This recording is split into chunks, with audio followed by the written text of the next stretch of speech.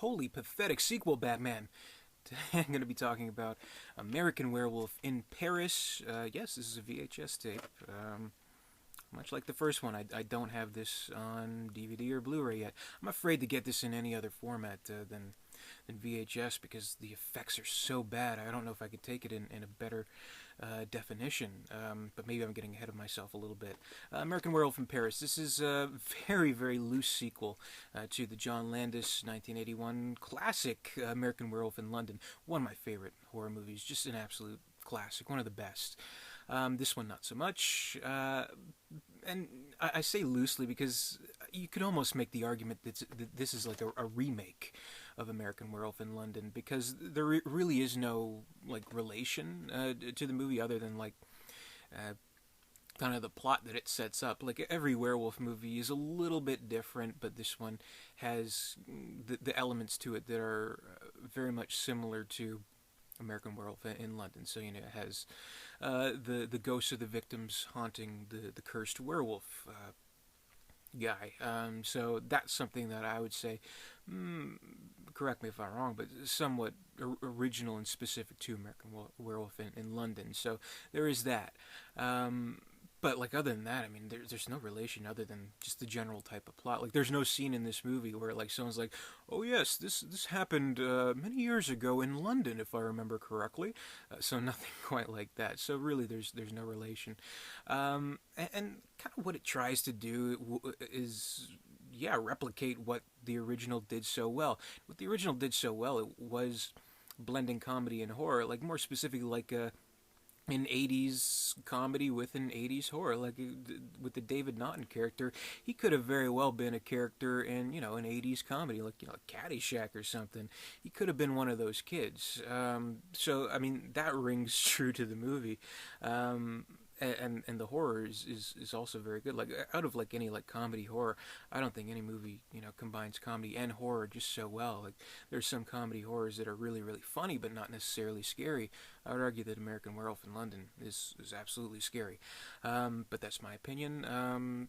American Werewolf in Paris, not so funny, not so scary, but you see what it's going for. It's trying to combine 90s horror with 90s comedy. So it almost feels like, like one of those 90s teen comedies. Like American Pie, Can't Hardly Wait, Dead Man on Campus.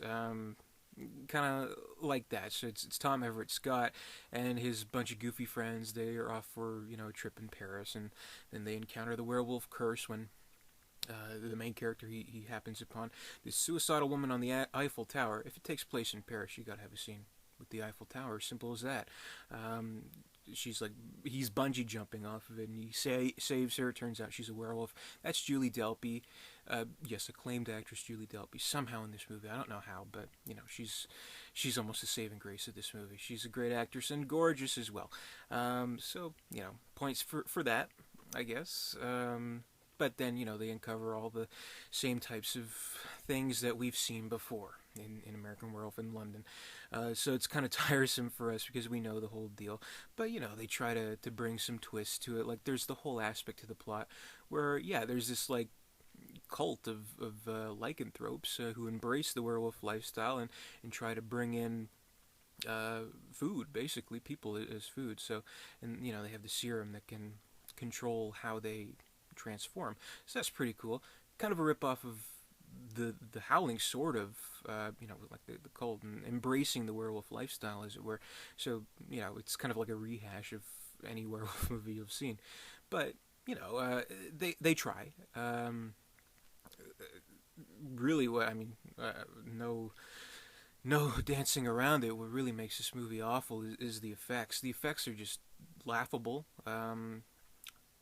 Late 90s CGI, trying to do these full werewolves, it simply doesn't work. It absolutely doesn't work. Like, it's not as if they didn't have the technology at the time. They did. Jurassic Park, you could believe there were fucking dinosaurs roaming the earth. Titanic, you believe the Titanic was sinking. So the technology was available, generally, but the technology and the budget wasn't available specifically for this movie. So I guess it's where it airs. So, as you would put it, their eyes were bigger than their teeth. So there's that. So they try to pull off these elaborate werewolf effects, but they don't work because there's just no budget for it. They should have put more money into this movie, which sadly they didn't. So, humor's not too good. There's some funny stuff. I mean, sure, I'm not completely a humorless person, but, it's not laugh out loud hilarious or anything like that. There's no real clever lines. Like, I think there's like a montage to like Smash Mouth or something like that where they're running around the streets of Paris. Like, oh, what a fun time. Yeah, but whatever. The soundtrack's pretty good. It has Bush on the soundtrack. I love Bush, and it's just tries to be an entertaining and comedic, but also horror movie. But it fails at that, and it's kind of sad to see. So it is very much pale in comparison to the original American Werewolf in London. I don't even really see this as a sequel. More like a spin-off, remake, rehash, whatever you want to call it, but not really directly related. So, I mean, they tried, but it's not that good, not that memorable. But whatever.